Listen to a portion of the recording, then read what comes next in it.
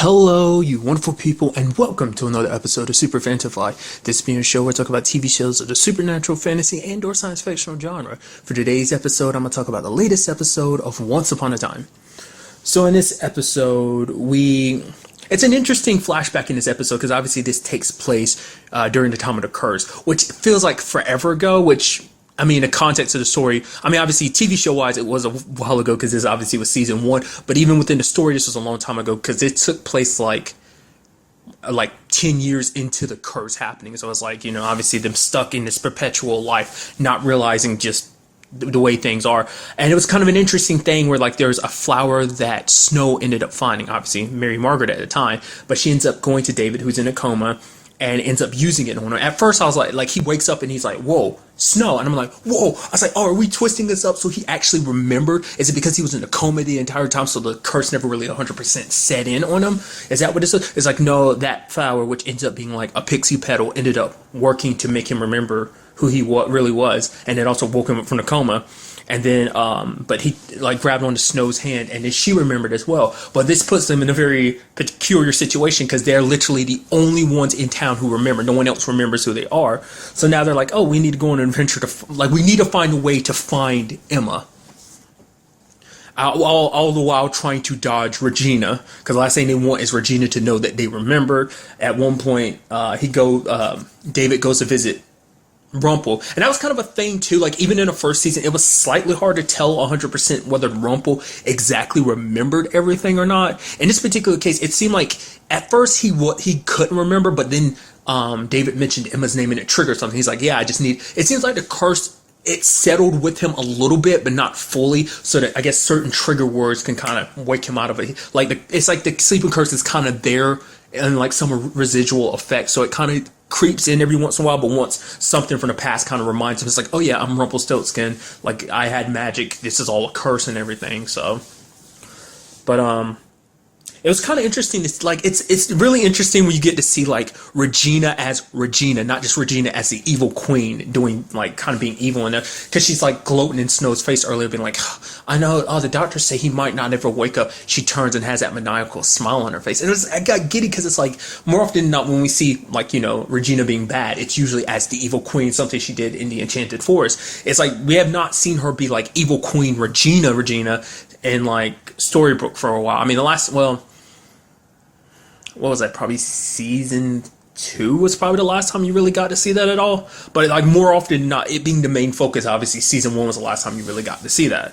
I mean, it kind of makes sense, interestingly enough, considering obviously this season dealt heavily with her facing her dark side as the evil queen. So it seems like the perfect time, because obviously that's always been a lot of her stories. Obviously dealing with like who she was as the evil queen, trying to balance like, her dad as well as other people, including Snow, wanting to give her a second chance and be like, yo, this isn't all there is to you, that there is good in you. But like she was so hurt that all she did was kind of surrender to evil and to hate. So, but nevertheless.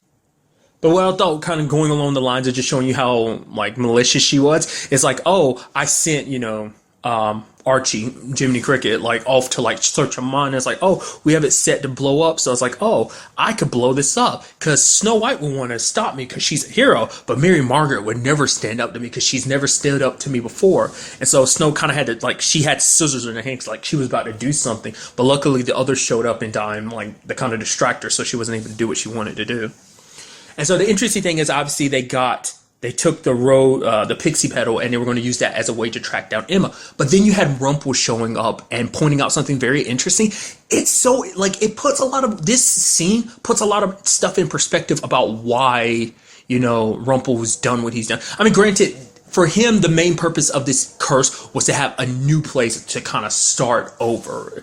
It's like, in the long run, obviously it's what Regina wants. On some level, it's what he wanted. I mean, like, it's been a while since I've seen the earlier seasons, but I think that was his main motivation, because obviously he wanted to come here, bring magic to this world. And I'm pretty sure, like, the whole thing was it about trying to track down, Bellfire, Neil?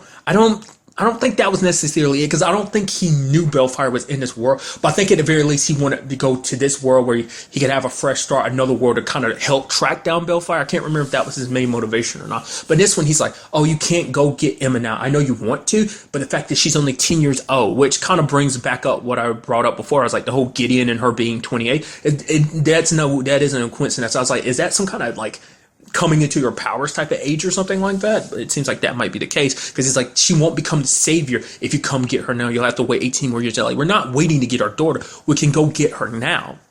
But because he's like, the fact of the matter is, kind of, he ends up talking to Snow directly because it's like something that Regina had pointed out and Snow kind of recognizes it as well. It's like, the fact is you won't want to do this because doing this would mean, yes, they'll have their daughter back, but that means they're leaving everyone else to be stuck who they are, like living this life that isn't them, not being with the people that actually care about because they don't know who they really are and who the connection they have with this other person, you know. Like, take them for example. Like, they lived their lives as strangers, like when we began this series, not realizing the great story and destiny they've held and continue to have, you know, what the future held for them, but also what the past held for them, what made them be who they are. But it's like, would you, you know, as a hero, you wouldn't be willing to sacrifice someone else's happiness for your own. And it's like, and you know, they're like, Emma's right there in front of them. They opened up a portal and a door, and it's like, she's right there. We could go get her. But, you know, Snow stops David because she's like, we can't do that. Because of the fact is, Emma isn't just for us. Like, yes, that's our daughter and we love her and I want to spend time with her too. I want to make up for even for the 10 years we haven't been there for. But the fact of the matter is, like, it's not just us. Like, Emma has the potential to save everyone, and who are we to take away everyone else's happiness? But then David brings up the fact is, well, what about Emma's happiness? She's going to grow up without us, which obviously, as we know, that kind of made her resent them. Like, in the beginning, when like they were revealed, when she finally believed in everything, she held resentment for him because it's like, you weren't there for me. Which even in this case, when it got brought up later on, Emma was like, I understand why you did that because you put your other people's happiness before your own. So, I mean, Emma understands like because she's grown to know who her family is. She knows that they will always do their best. They're heroes and they will always fight to protect the people around them that they care for. Because ultimately they realize, like, at the end of the day, it's like, no matter what happens between us, you know, Snow and Prince Charming, like, I will find you. And Snow's like, and Emma will find us. Like, we will be a family again. We just have to wait. Like, you know, because at the same time, it's like, because for a long time, Emma's always cursed her destiny as the savior. Because she's like, I don't know what that really means. I'm not very good at being a savior. Like, I don't really know what this job is. Like, I might be the wrong person for it. And obviously, her destiny as a savior has led her to where she is now, like, being ready for, like, the ultimate the final battle of good versus evil. And her parents, like, you have David being like, if they had known what sending her through that wardrobe would have meant, that her becoming a savior would mean this, they never would have sent her there. You know, they would have left her to become part of this curse and everything. But it's something interesting, kind of tie this in. Like, obviously, her and the Black Fairy meet. And it's like, Black Fairy's like, the fact of the matter is, this was destined long ago. I'm actually the one who created the curse that you were born to break. So it's like, our destiny was always meant to be this, you versus me. That this was how it was always supposed to be. Long before you were born, many years ago, this was all kind of laid out. So it's one of those situations, like, it does beg the question where it's like, it comes down to, can you change your destiny? That's a long running theme throughout this, because a lot of people are trying to change who they are and change their destiny. It's like, oh, like, you take Regina, for example. Regina is supposed to be the evil queen, but she doesn't have to be.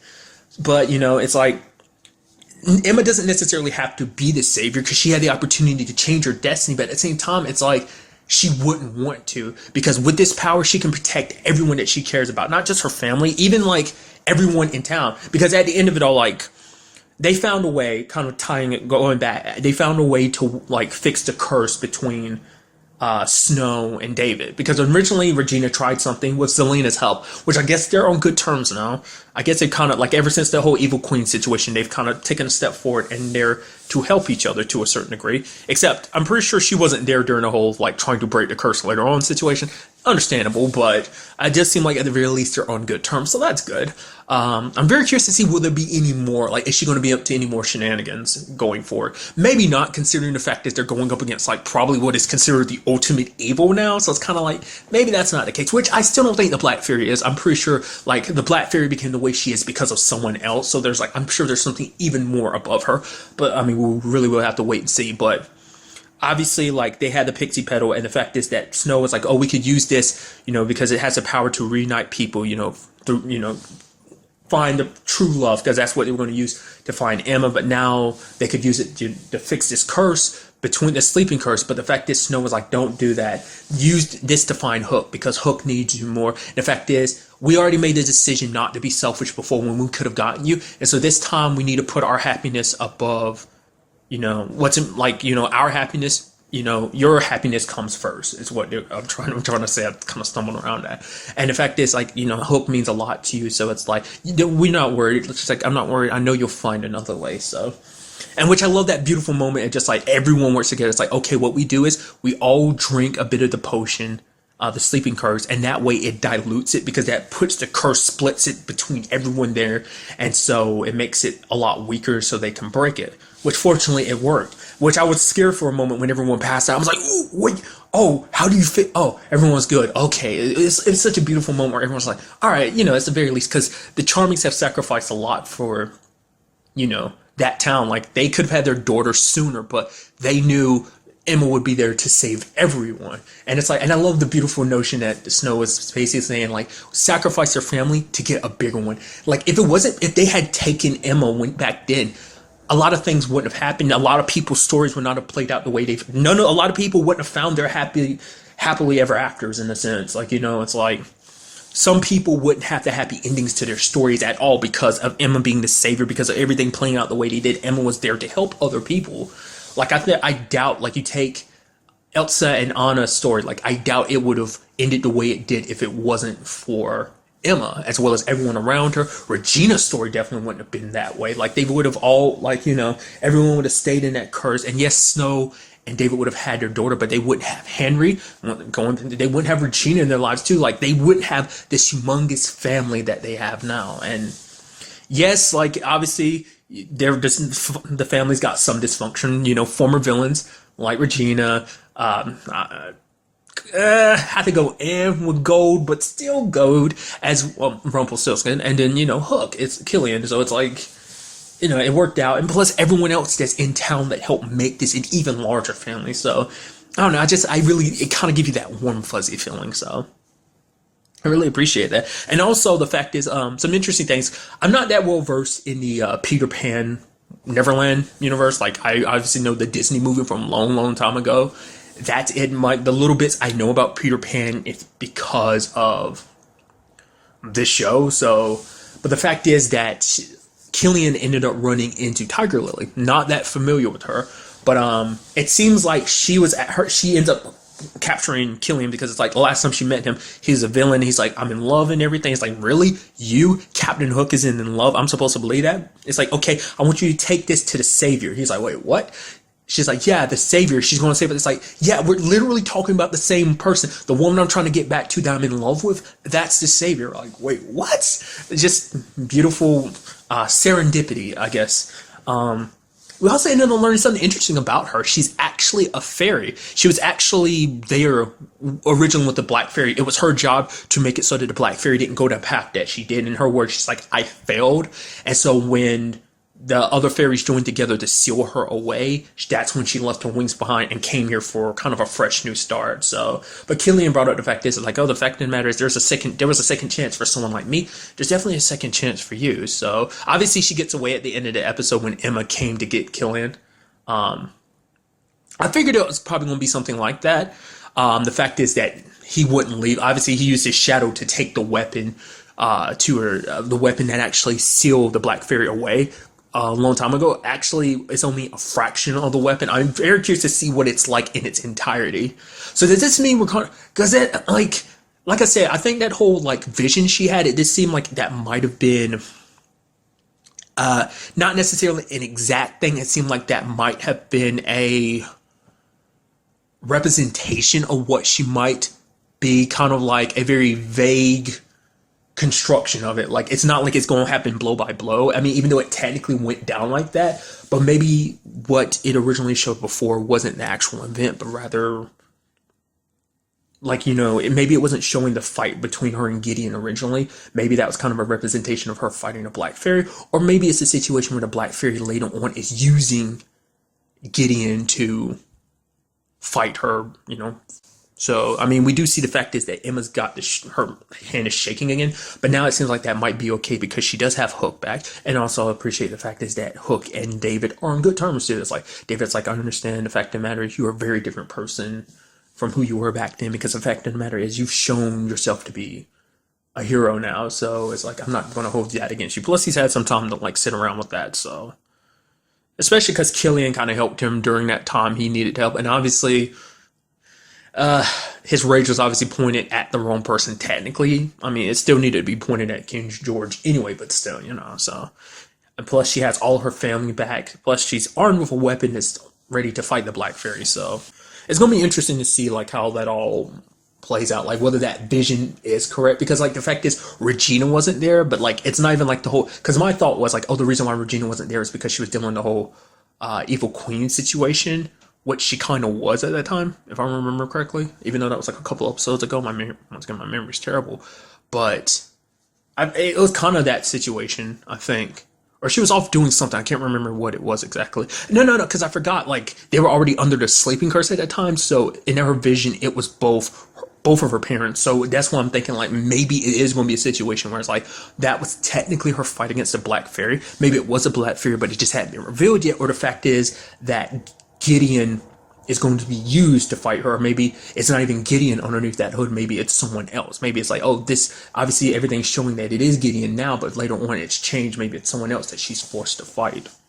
So, I mean, we'll just kind of like have to wait and see what, like, as everything develops. So, but on the subject of the Black Fairy, I did like that we finally had that face-to-face between Rumple and the Black Fairy. And the fact of the matter is that obviously finding out like everything Gideon was doing was like leading to getting her. Obviously it's like, wait a minute, so you talk about being a hero and fight a savior to become the hero to kill the Black Fairy, but here you are helping her get here and everything, and just kind of showing you how powerful she is. Like, even though his dagger isn't nearby, she just summons it up and makes him, obviously the dagger stops him from doing anything. So she's like, of course I can do this. Like, every dark magic comes from me, yours included. So obviously I have control over that. It's kind of just showing you kind of the difference in power in a sense. I mean, but then again, that's just the beginning. Like, that was just, but in the first, with that being the first move, that was a very good first move. She had a very interesting conversation where she's like, oh, don't worry, you won't have to worry about me controlling you. Like, Rumple, when it's all said and done, you'll want to join my side willingly when the darkness comes. And then we can finally be the family that we were always meant to be, which, like, once again, I'm eager to find out why their family wasn't just a regular family to begin with. I mean, that's another thing. It's like destiny and fate. Like, where would Rumple have been if his mom had been around? Would his dad have been the person he would? Would he have gone off to become, Peter Pan and left his son behind? Like, how much of Rumple's life would be different if his mom was still around, It begs the question, because maybe her leaving, whatever the circumstances may have been, might be what might have been the catalyst that led everything to being where it is, to eventually him becoming the Dark One. I mean, it makes you wonder in some way, does that make her happy that he became the Dark One? She seemed kind of like, I don't care. Like, oh, you're my son. Oh, well, who cares? But now it's like all of a sudden you want family again. So I don't know. Maybe, like I said, maybe there's a lot to her past we don't know that I'm hoping we get an answer to. I did appreciate like that final thing at the end of the episode where it's like Rumple's like, yeah, I know you took my son's heart. It's like, oh, how'd you figure out? It's like, you're not that clever. Like, I know that's why you did all this. But the fact of the matter is you don't have 100% control over Gideon, because the fact of the matter is he was able to save one of those pixie petals for the Charmings to use. She's like, wait, no, there's no way he'd disobey me. It's like, yes, he would, because he knows you're not his real mother, because she's out there acting like that's so twisty. It's like, you're acting like a real mother. If you want to be a real mother to Rumple. Why take his son? Like, maybe deep down inside she feels bad because she failed Rumple before it, but now I guess she feels like maybe she can use this as an opportunity to fix what she messed up before. Maybe this is kind of, in a weird twisted way, this is her second chance. But I do like the fact that Rumple's like, the fact of the matter is, like, I will get my son his heart back. It's just like, oh, going to blows with me may lead this town to being reduced to nothing but rubble. And he's like, well, that's a price that I'm willing to pay. It does seem like there's this, you almost did kind of see a smile on her face kind of go away, because it's like, I don't know. I guess she was. I guess on some level, maybe expecting him to be a little more warm and welcoming. It's not what she was expecting, but I guess she still thinks in the back of her mind, "Oh, when it's all said and done, you will join my side. Once you see how futile like this all is, at the end of the day, you'll want to be with me." Just to kind of, I guess, in a way, I'd be like, "Oh, you want your son back? Obviously, the only way you can have your son back is if you're with me."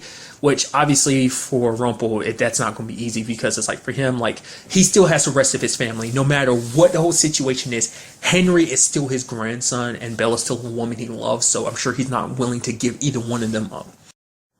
Well, I'm sure. I mean, the rest of the family too, but it definitely like those two in particular, especially Henry, because Henry's, Rumpel's last ties to Bellfire. So very interested to see how everything plays out in the next episode. But really, that's all I want to talk about in this episode. So the next time we meet, be happy, be safe, live life to the fullest, and enjoy it. Good day and goodbye.